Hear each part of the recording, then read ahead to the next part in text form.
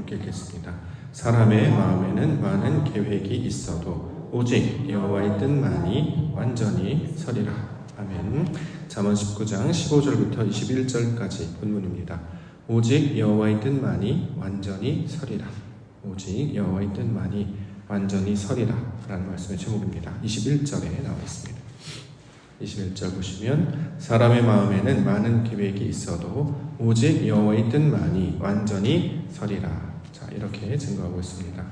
여호와의 뜻이라고 기록된 단어는 하나님의 의도하시는 방향과 목적, 이것을 나타내는 말입니다. 하나님이 세상을 창조하신 것은 결국 하나님의 영광을 보게 하시고 찬송하게 하시려는 것이었습니다. 이것을 사람들 스스로는 감당할 수 없기 때문에 하나님께서는 독생자를 보내시고 마침내 그를 통해 하나님의 영광을 보게 하시고 마침내 하나님의 영광을 찬송하게 하시는 것. 자, 이것이 하나님의 뜻이 되는 것이죠. 자, 하나님을 알게 하시는 일, 이것이 하나님의 뜻으로 우리가 이해할 수 있을 것입니다. 로마서 1장 19절부터 20절까지 본문에 이는 하나님을 알만한 것이 그들 속에 보임이라. 하나님께서 이를 그들에게 보이셨느니라. 창세로부터 그의 보이지 아니하는 것들 곧 그의 영원하신 능력과 신성이 그가 만드신 만물에 분명히 보여 알려졌나니 그러므로 그들이 핑계하지 못할지니라. 자, 하나님을 알만한 것을 만드시고 마침내 그 하나님을 알게 하시는 일, 이게 바로 하나님께서 이 땅 가운데 세상을 창조하신 의도와 뜻이 된다라는 것입니다. 자, 여호와의 뜻만이 완전히 서리라 할 때 이 서다라는 단어는 쿰을 사용하고 있는데요. 쿰, 달리다, 쿰 할 때 쓰는 단어입니다. 소녀여 일어나라. 죽은 자였죠. 그런데 주님께서 그녀의 손을 잡고 이렇게 세우시니까 그가 일어납니다. 그럴 때 달리다 쿰이라고 이야기하는 것이죠. 자, 이처럼 잠자는 자, 죽은 자의 상태에서 자, 일어서는 상태, 생명을 얻어 일어서는 상태, 이걸 우리 가운데 적용을 하면 진리의 말씀, 생명의 말씀을 받아서 하나님을 알고 깨닫는 자로 서게 되는 것, 그 지혜자로 살게 되는 것이 바로 하나님의 뜻입니다. 자, 이것을 만들기 위해서 우리를 가르치시고 인도하신다라는 것이죠. 그래서 이렇게 소녀였던 자를 가르치시고 그에게 거룩한 옷, 흰옷을 입히시고 마침내 그리스도와 연합할 수 있는 거룩한 신부로 맞이하게 하셔서 그와 한몸 되게 하시죠. 자, 이처럼 하나님께서 그 뜻을 이루시기 위하여 소녀를 지혜로운 여자로, 소녀를 현숙한 여자로 만드시는 일, 이것을 이제 잠언에서는 지혜로운 여자, 지난번에 살펴봤던 지혜로운 여자, 현숙한 아내로 설명하고 있는 것입니다. 저와 여러분들을 그렇게 하나님께서 만들어 가신다라는 거죠. 하나님을 아는 자로 이 세상을 살아가면서 하나님을 알지 못하고 그냥 죽으면 어떤 모양과 똑같냐면 짐승과도 같다라고 성경은 이야기합니다. 이성이 없는 짐승과 같아서. 짐승은 자기 육신에 필요한 것만 채우다가 끝나잖아요.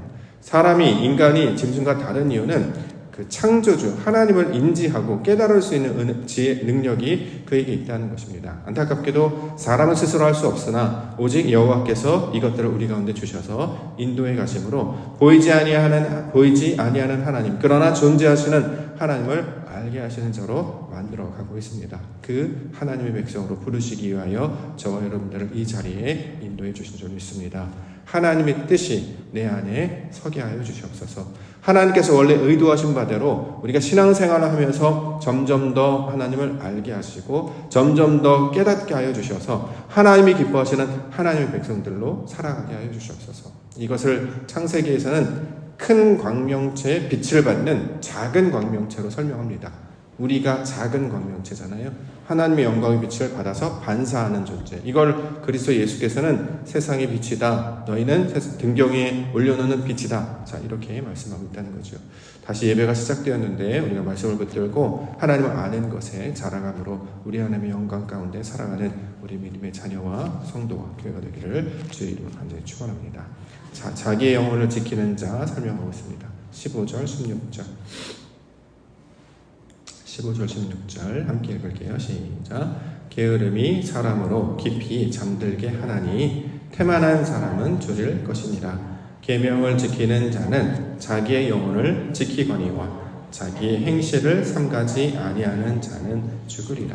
자, 게으름, 태만 이런 단어가 나왔는데 여기서 말하는 게으름과 퇴만은 우리 인간적인 나태함 이런 것도 이제 말할 수 있겠습니다만 더 본질적인 것은 하나님을 아는 것에 깨어있지 못한 상태, 하나님을 찾으려 하지도 않고 구하려고 하지도 않고 그저 누군가 와서 그 소위 말하는 누군가 떠먹여 주기를 기다리는 그 어린아이와 상태에 머물러 있는 것을 성경은 게으르다, 태만하다 이렇게 이야기합니다.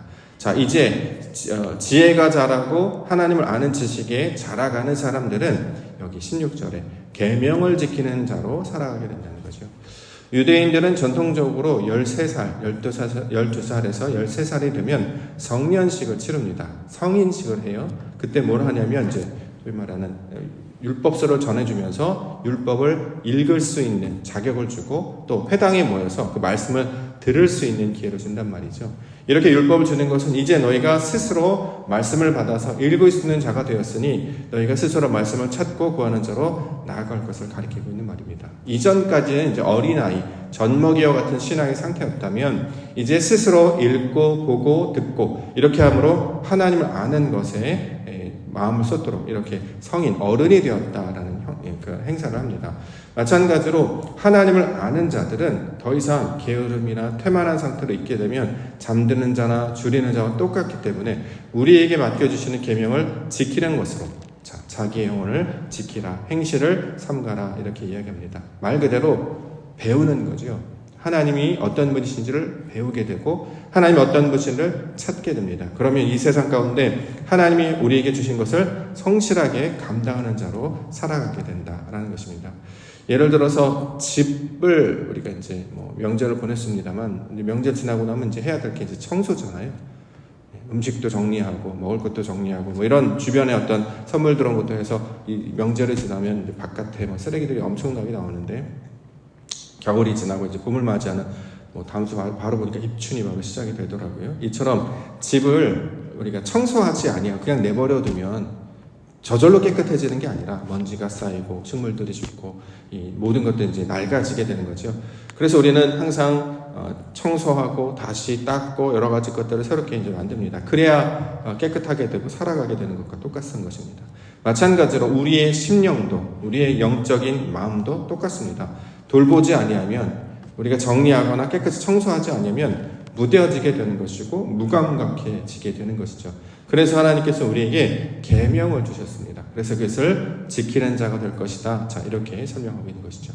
계명을 지킨다라고 하는 게 무슨 뜻이냐? 율법을 제대로 지키는 것이냐? 1차적으로는 그렇게 이해할 수 있겠습니다만 조금 더 확장된 개념으로 이해를 한다면 계명이 뭐냐면 우리에게 보여주시는 하나님의 모든 것, 하나님은 알만한 것을 세상을 통해 만들어 주셨잖아요. 하나님께서 이 세상을 우리에게 계명으로 주신 거예요.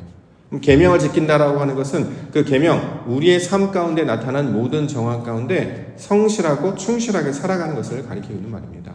우리에게 맡겨진 일, 가정, 어떤 교회, 사회, 이 모든 것들 하나님께서 계명처럼 주셔서 이것을 성실하고 착실하게 감당할 때, 그 가운데 하나님을 알만한 것을 찾게 하시고 구하게 하시고 발견케 해주신다는 거죠. 가만히 누워있으면 아무것도 일어나지 않습니다. 그런데 우리에게 몸을 일으켜서 나아가게 하시고 무언가를 청소하게 하시고 감당하게 하시는 것은 그렇게 어떤 일을 감당함으로 하나님께서 펼쳐놓은 세상 가운데 그것을 발견할 수 있는 기회로 우리 가운데 주신다는 거죠. 그러므로 계명을 지킨다라고 하는 것은 다시 말해 우리에게 맡겨주신 이 삶을 성실하게 다시 감당함으로 하나님을 알만한 것, 그 준비를 하는 것으로 설명할 수 있을 것입니다. 이걸 우리 가운데 적용을 해보면 이제 영적 부지런함 정도로 설명할 수 있을 것입니다. 우리가 그동안 쉬었던 마음, 우리가 했던 것들 다시 일으켜서 새롭게 하며 나아갈 때에 하나님의 오직 목적은 하나님의 영광을 발견케 하시고 찾게 하시고 구하게 해주셨습니다. 마치 일하는 자가 일터로 나아가듯이 다시 우리 심령을 깨워 하나님을 아는 것에 나아가는 우리 성도님들 교회가 되기를 원합니다. 자, 가난한 자 설명합니다. 17절. 가난한 자를 불쌍히 여기는 것은 여호와께 구워드리는 것이니 그의 선행을 갚아 주시리라. 말씀을 그대로 받아도 저는 크게 무리는 없다라고 생각합니다. 가난한 자를 불쌍히 여겨서 선행을 하는 것, 그건 좋은 일이니까요. 그런데 본질적인 의미가 뭔지를 우리 좀 알 수 있어야 됩니다.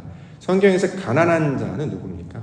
남들을 가난하게 본다 이런 말이라기보다 내가 가난한 자임을 발견케 한다는 거죠.